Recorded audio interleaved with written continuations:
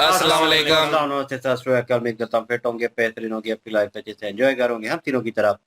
आज एक और वीडियो और उसका टाइटल है वीडियो का टाइटल है जी विष्णु's अवतार of Hayagriva explained, the God who restored the Vedas. और ओरिजिनल वीडियो का लिंक डिस्क्रिप्शन में मौजूद होगा। इनको भी सपोर्ट करें, हमें भी सपोर्ट करें। मेरा नाम है राणा मोहम्मद अली, मेरे साथ हैं मोहम्मद समीर खोखर। मलिक सच्चार इकबाल। सो गए स्टार्ट। कहते हैं इस जगत का आरंभ शब्दों से हुआ था। हर ध्वनि, हर मंत्र एक ऐसी ऊर्जा थी जिससे ब्रह्मांड ने पहली सांस ली। पर सोचो, अगर वही शब्द खो जाए तो। एक समय था जब ब्रह्मा ने वेदों का उच्चारण किया, उनके मुख से निकले मंत्रों ने दिशाओं को जगह दिया, पर एक दिन वो सब कुछ खो गया। वेदों का ज्ञान समुद्र के अंधकार में डूब गया और सृष्टि खामोश हो गई। तब विष्णु ने धारण किया अपना पहला रूप, हैग्रीव, घोड़े के मुख वाला दिव्य स्वरूप। वही हैग्रीव जो ज्ञान के आदिदेव बने, जिन्होंने ब्रह्मा को दोबारा वेदों का उच्चारण सिखाया और जिसने पहली बार शब्दों में ताल और सुर डाला। उनका रूप ही था जहां ज्ञान ने वाणी का रूप धारण किया। आज हम समझेंगे उस अवतार के राज को जहां घोड़े के मुख में छुपा था ब्रह्मांड का ज्ञान।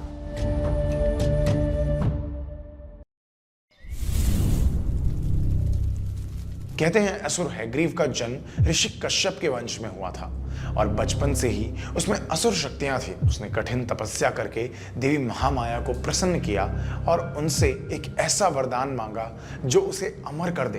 देवी ने कहा, तेरी मृत्यु सिर्फ तेरे जैसे ही किसी घोड़े मुख वाले से हो सकती है। असुर ने सोचा, ऐसा तो इस ब्रह्मांड में कोई होगा ही नहीं, और खुद को अविनाशी समझा। वरदान के बाद हैग्रीव अहंकारी बन गया। उसने देवताओं पर अत्याचार शुरू कर दिए, उनका ज्ञान छीनने लगा और स्वयं को सर्वश्रेष्ठ घोषित कर दिया। उसका उद्देश्य था ब्रह्मांड के सारे ज्ञान पर अपना अधिकार जमाना। धीरे धीरे उसका अंधकार बढ़ता गया और वेदों के तत्व भी उसके कब्जे में चले गए। देवताओं ने जब देखा कि उनका ज्ञान मिट रहा है तो सब विष्णु के पास गए और प्रार्थना की कि हे प्रभु, केवल आप ही इस अंधकार का अंत कर सकते हैं। विष्णु उस समय गहरे ध्यान में थे। कहते हैं उनके पास एक दिव्य धनुष था जिसका डोर बहुत तीव्र तनाव में था। जब देवता उनके पास सहायता मांगने आए तब वह धनुष आकस्मिक रूप से टूट गया। उसके टूटने की ध्वनि से पूरा ब्रह्मांड कांप उठा और उसके प्रहार से विष्णु का मस्तक शरीर से अलग हो गया। देवता घबरा गए, पर तब देवी महामाया प्रकट हुई और बोली, ये सब लीला का हिस्सा है। असुर हैग्रीव का वध सिर्फ हैग्रीव ही कर सकता है। विष्णु को घोड़े का मुख प्रदान करो, तभी संतुलन स्थापित होगा। तब देवताओं ने विष्णु के शरीर पर घोड़े का मस्तक स्थापित किया और इस प्रकार जन्म हुआ देव हैग्रीव का, ज्ञान और सत्य का प्रतीक। इसी रूप में विष्णु ने समुद्र के तल में जाकर असुर हैग्रीव से युद्ध किया। युद्ध बहुत कठिन था। अंधकार, प्रलय और ज्ञान के शब्द सब मिलकर एक अद्भुत संगम रच रहे थे, पर अंत में सत्य ने असत्य पर विजय पाई। विष्णु ने अपने स्वरूप के विलोम रूप को समाप्त किया और ब्रह्मांड को ज्ञान का प्रकाश वापस दिया। एक ही नाम, दो अर्थ। एक ने ज्ञान छुपाया, दूसरे ने उसे जगाया। सतयुग में जब ब्रह्मांड में शांति थी, सृष्टि अपने नियम से चल रही थी, लेकिन एक अनजानी घटना ने उस नियम को तोड़ दिया। भगवान विष्णु जो योग निद्रा में विश्राम कर रहे थे, उनके कानों के मैल से दो असुरों का जन्म हुआ, मधु और कैटब। जन्म के कुछ समय बाद ही उन्होंने महाशक्ति देवी महामाया की कठिन तपस्या शुरू की। सतयुग के शुरुआती युगों में उनका तप ऐसा था कि तीनों लोकों में कंपन मच गया। देवी महामाया प्रसन्न होकर उनके सामने प्रकट हुई और उन्होंने असुरों से वर मांगने को कहा। मधु और कैटब ने कहा, माता, हमें ऐसा वरदान दीजिए कि हमारी मृत्यु सिर्फ हमारी इच्छा से हो। देवी महामाया ने उन्हें इच्छा मृत्यु का वरदान दे दिया। साथ ही ये भी कहा कि तुम्हारा विनाश भी तुम्हारे ही वचन से होगा। इस वरदान के बाद दोनों समुद्र के तट पर बैठकर अपनी शक्ति और ज्ञान का विस्तार करने लगे। उनका एक ही लक्ष्य था, अतल से पाताल तक राज करना। पर उन्हें लगा कि राज तब तक अधूरा है जब तक उनके पास ब्रह्मांड का सारा ज्ञान न हो, और वो ज्ञान वेदों में था जिनके रचयिता स्वयं ब्रह्मा जी थे। मधु और कैटब के मन में ब्रह्मा के प्रति ईर्ष्या बढ़ गई। उन्हें लगा कि जब तक ब्रह्मा के पास ये ज्ञान है तब तक उनका प्रभाव कभी पूरा नहीं हो सकता। तभी एक दिन जब ब्रह्मा सतयुग के आरंभ में वेदों की रचना कर रहे थे, दोनों असुर धोखे से उनके पास आए। उन्होंने माया का आवरण रचकर ब्रह्मा से वेद चुरा लिए और उन वेदों को लेकर वे समुद्र के अति गहरे तल में चले गए, उस गहराई में जहां प्रलय का अंधकार भी शांत हो जाता है। ब्रह्मा ने जब देखा कि उनके मुख से निकलकर हर वाणी गायब हो गई और वेद उनसे छीन लिए गए, तब उन्हें अपना अस्तित्व अधूरा लगने लगा। वेदों के बिना उनके पास न सृष्टि रचने की शक्ति थी, न ज्ञान का मूल। उनके लिए वो पल ऐसा था कि जैसे सूरज से प्रकाश छीन लिया हो। निराश ब्रह्मा ने अपनी आंखें बंद की और एक ही नाम पुकारा, नारायण नारायण। उनके हृदय में एक अपेक्षा थी कि विष्णु ही उन्हें इस अंधकार से मुक्त करेंगे। उनकी पुकार समुद्र के शांत लहरों में गूंज उठी। उस गूंज से एक ज्योति फूट पड़ी और वो ज्योति विष्णु के विश्राम स्थान तक पहुंची। विष्णु ने अनुभव किया कि ज्ञान का स्रोत बंद हो गया है और वेद समुद्र के गहरे तल में छुपे हुए हैं। तब उन्होंने निर्णय लिया, इस समय ज्ञान के रक्षक का रूप धारण करना होगा। इसी संकल्प से विष्णु ने लिया हैग्रीव का अवतार। ज्ञान और वाणी के प्रथम देव रूप में घोड़े के मुख वाला उनका रूप प्रतीक था उस शक्ति का जहां ध्वनि और विचार एक हो जाते हैं। ब्रह्मा के शब्द वापस लाने और समुद्र के अंधकार में छुपे वेदों को पुनः प्रकट करने के लिए विष्णु जी ने यह अवतार धारण किया था। उन्हें ज्ञात था कि मधु और कैटब को देवी महामाया से इच्छा मृत्यु का आशीर्वाद मिला था। विष्णु जानते थे कि केवल शक्ति से नहीं, माया और ज्ञान के योग से ही उन दोनों को हराया जा सकता है। तब विष्णु ने देवी महामाया को संबोधित करते हुए कहा, हे देवी, जिन्हें आपने वरदान दिया है उन्हें अब आपकी ही माया से हरा सकता हूँ। महामाया ने मुस्कान के साथ उनका संकल्प स्वीकार कर लिया। उन्होंने असुरों के निवास का पता लगाने के लिए समुद्र के गहरे तलों में खोज शुरू की और अंततः उन्हें छुपे हुए वेद मिल गए। लेकिन उन वेदों के पास पहुंचते ही उनके सामने मधु और कैटब आ गए। तब शुरू हुआ देव और असुर का संघर्ष। विष्णु हैग्रीव रूप में और मधु कैटब अपनी अहंकार भरी शक्ति के साथ। समुद्र गरज उठा, लहरों में बिजली से चमक गई। असुर अपने प्रहार से समुद्र को दो भाग कर रहे थे, लेकिन विष्णु का प्रभाव उनसे कहीं अधिक था। युद्ध कई कल्प तक चलता रहा, पर दोनों असुर अपने वरदान के बल पर मृत्यु से बचते रहे। तब देवी महामाया ने अपनी माया से एक अद्भुत दृश्य रच दिया। समुद्र के मध्य में उन्होंने ऐसी माया की लहर उठाई जिसमें विष्णु और असुर दोनों ही अपने शक्ति के भ्रम में पड़ गए। महामाया ने मधु और कैटब के मन में एक विचार डाल दिया, तुम दोनों तो बड़े वीर हो, अगर इतने शक्तिशाली हो तो विष्णु को वरदान दो, क्योंकि शक्तिशाली वीर अपने शत्रु को भी दान देते हैं। मधु और कैटब मोहित हो गए। उन्होंने अहंकार भरी मुस्कान के साथ कहा, हे विष्णु, हम तुम्हें वरदान देते हैं, तुम हमें मार सकते हो। बस इतना कहने की देर थी, विष्णु ने उसी क्षण दोनों को अपनी बाहों में उठाया और उन्हें समुद्र के ऊपर की सतह पर ले आए, क्योंकि वरदान के अनुसार उनकी मृत्यु तभी संभव थी जब वे जल के ऊपर हो, जल के अंदर नहीं। विष्णु ने दोनों असुरों को अपनी दिव्य शक्ति से बीच से चीर दिया। समुद्र फिर शांत हो गया। हैग्रीव ने वेदों को पुनः शुद्ध करके ब्रह्मा जी को वापस दे दिए। ब्रह्मा जी ने वेदों को अपने मुख से दोबारा उच्चारित किया और एक बार फिर शब्दों से सृष्टि का प्रवाह चल पड़ा। लेकिन अब भी उन शब्दों में सुर और ताल की समानता नहीं थी। उनमें अर्थ तो था, लेकिन नाद का जीवन नहीं। तब भगवान हैग्रीव ने उन शब्दों में सुर और ताल का संयोजन किया, जिससे ध्वनि में दिव्यता जाग उठी। उन्होंने हर मंत्र में लय, श्रुति और स्वर का तत्व डालकर उसे संगीतमय ज्ञान बना दिया।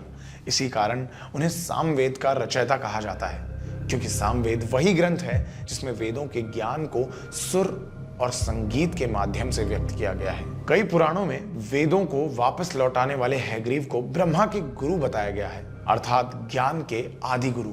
कुछ प्राचीन ग्रंथों में यह भी कहा गया है कि हैग्रीव ने ही सूर्य को वैदिक मंत्रों का ज्ञान दिया था, जिससे सूर्य ने सभी लोकों में ज्योति का प्रसार फैलाया। इसलिए उन्हें कभी कभी आदित्य गुरु भी कहा जाता है। आज भी जब कोई विद्यार्थी ज्ञान की प्रार्थना करता है या कोई गुरु अपने शिष्य को विद्या अर्पण करता है तो भगवान हैग्रीव को याद किया जाता है। उनकी आराधना विशेष रूप से भाद्रपद मास के शुक्ल पक्ष की पूर्णिमा को ही की जाती है, जिसे हैग्रीव जयंती कहते हैं। इसी दिव्य तिथि पर विष्णु जी ने घोड़े के मुख वाला रूप धारण किया था। इस दिन भक्त और विद्यार्थी स्नान दान के बाद हैग्रीव स्तोत्र और वेद पाठ करते हैं। उन्हें दूध, मिश्री और कमल के पुष्प अर्पित करते हैं। उनकी पूजा में श्रद्धा और शुद्ध उच्चारण का महत्व होता है, क्योंकि हैग्रीव वही शक्ति है जो शब्दों में प्राण भर देती है। विद्यार्थी, पंडित और तांत्रिक साधक सब उन्हें अपने अपने रूप में पूजते हैं। कोई इन्हें मानसिक शक्ति का देवता मानता है, कोई मंत्र सिद्धि का अधिपति। दक्षिण भारत में उनके मंदिरों में इस दिन विशेष उत्सव होते हैं। आसाम के हाजो स्थित हैग्रीव माधव मंदिर में, जहां माना जाता है कि प्रलय के बाद विष्णु यहीं प्रकट हुए थे, भक्तों का समूह मिलकर वेदों का उच्चारण करते हैं। तमिलनाडु के थिरुवनंतपुरम हैग्रीव पेरुमल मंदिर में उनकी पूजा ज्ञान के उत्सव के रूप में होती है, जहां लोग उनके आशीर्वाद से अपने जीवन में प्रकाश और विद्या की प्राप्ति मांगते हैं। ब्रह्मा के गुरु, वाणी के प्राण और वेदों के रक्षक हैग्रीव के रूप में विष्णु ने दिखाया कि असुर या देव, अंधकार या प्रकाश, सबके बीच एक ही रेखा है, समझ। और शायद इसीलिए हर युग में हर मनुष्य के अंदर एक हैग्रीव छुपा हुआ होता है, जो ज्ञान के समंदर में अपने ज्ञान को ढूंढने निकलता है। सवाल सिर्फ इतना है, हमारे अंदर का हैग्रीव कब जागेगा? अगर आपको ये कहानी पसंद आई हो तो इस वीडियो को लाइक करो, अपने विचार कमेंट में लिखो और चैनल को सब्सक्राइब करो, क्योंकि आगे हम लेकर आ रहे हैं और भी ऐसे ही राज जो सिर्फ कहानी नहीं, एक अनुभव है। See you in the next one.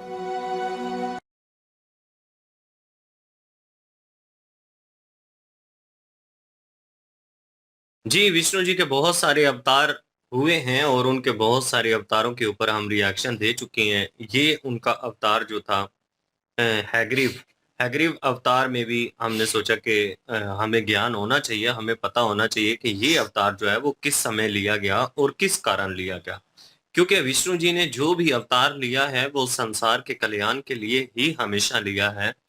जब भी संसार जो है कष्ट में आया है, जब भी संसार को किसी भी तरह से किसी मुश्किल का सामना हुआ और संसार जो है वो पूरी तरह से अंधकार में जो है वो डूब जाता था, तो विष्णु जी हमेशा कोई ना कोई अवतार लेकर संसार का कल्याण करते ही रहे हैं। तो हैग्रीव अवतार जो उन्होंने लिया है जी, सबसे पहले तो उनकी कथा ये सुनने के लिए मिली है कि एक असुर था।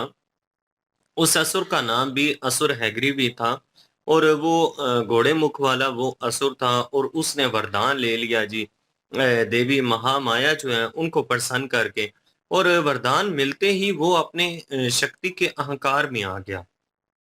उसने पूरे संसार में विनाश मचाना शुरू कर दिया, देवताओं के साथ युद्ध करना शुरू कर दिया और उसको लगता था कि ज्ञान जो है वो सिर्फ और सिर्फ उसी के पास होना चाहिए। तो वो ज्ञान भी सारा उसने जो है वो इकट्ठा करना शुरू कर दिया। सबसे पहले तो विष्णु जी जो हैं उस असुर का वध करते हैं, क्योंकि उस असुर को वरदान मिला हुआ था कि तुम्हारा वध भी कोई घोड़े मुख वाला ही करेगा। जब देवता सहायता मांगने विष्णु जी से गए हैं तो उनके पास एक बड़ा ही शक्तिशाली धनुष था और उसकी जो प्रतिज्ञा थी वो पूरी तरह से तानी हुई थी। तो कहा जाता है कि जब देवता वहां पे पहुंचे और विष्णु जी ध्यान में थे और उनसे अपनी प्रार्थना अभी करनी ही थी कि अचानक वो धनुष जो है उनके हाथ से छूटा और उनका जो मुख था वो धड़ से अलग हुआ। देवता यहाँ पे डर गए और फिर देवी महामाया जो है वो वहां पे प्रकट हुई और उन्होंने कहा कि ये एक लीला है। यहाँ पे जो हैग्रीव अवतार होना है ना विष्णु जी का, उसके लिए ये सारी लीला रची गई है। तो आप जो है वो घोड़े का मुख जो है वो विष्णु जी के शरीर के साथ अटैच करें। तो फिर वहां पे हैग्रीव जो अवतार है इन्होंने लिया और उस असुर का वध किया। और उसके बाद जो दूसरी कथा सुनाई जा रही है वो सुनाई जा रही है दो असुरों की। जी जी बिल्कुल जी। और विष्णु जी ने ये हैग्रीव जो अवतार लिया है वो किस मौके पे लिया है, कहाँ पे लिया है, वो इन्होंने जो है बताया। एक तो इन्होंने बताया कि वो असुर हैग्रीव, जो कि स्मिथ भाई ने भी बता दिया कि असुर हैग्रीव के उसका अहंकार बढ़ चुका था, उसने एक वरदान ले लिया था और उसकी मृत्यु जो है वो एक घोड़े की शक्ल वाले से ही जो है वो मृत्यु हो सकेगी, वरना और किसी से नहीं। और उसको ये था कि कोई भी नहीं है और मेरे अलावा, तो इसलिए विष्णु जी को जो है वो अवतार लेना पड़ा। और जब उन्होंने लिया तो फिर उसका वध जो है वो किया असुर हैग्रीव का। अब दूसरा जो एक उन्होंने एक बताया कि उन्होंने जो अवतार लिया था वो दो असुर थे, एक मद था शायद, तो और दूसरा जो था कतम कतम कतब। कैथब, पता नहीं कैथब, हम्म, तो उसने जो है वो वरदान ले लिया था इच्छा मृत्यु का, महा देवी महामाया महामाया। देवी माँ महामाया माया से उन्होंने जो है वो ले लिया था। तो लेकिन ये है कि वो अहंकार में आ गए, क्योंकि इच्छा मृत्यु मृत्यु का उन्होंने ले लिया था, ओ क्या कहते हैं उसको, वरदान ले लिया वरदान। था। तो वो लेके उन्होंने ब्रह्मा जी से जाके वो वेद चोरी करके ले आए, और समुंदर की तह में जहाँ पे जो है वो कोई भी नहीं जा सकता, अंधकार जो है वहां पे उन्होंने वो वेद ले गए। और उस फिर जो है ब्रह्मा जी जो है वो परेशान हो चुके थे, तो उन्होंने जो है वो फिर विष्णु जी से प्रार्थना की और उनका स्मरण किया।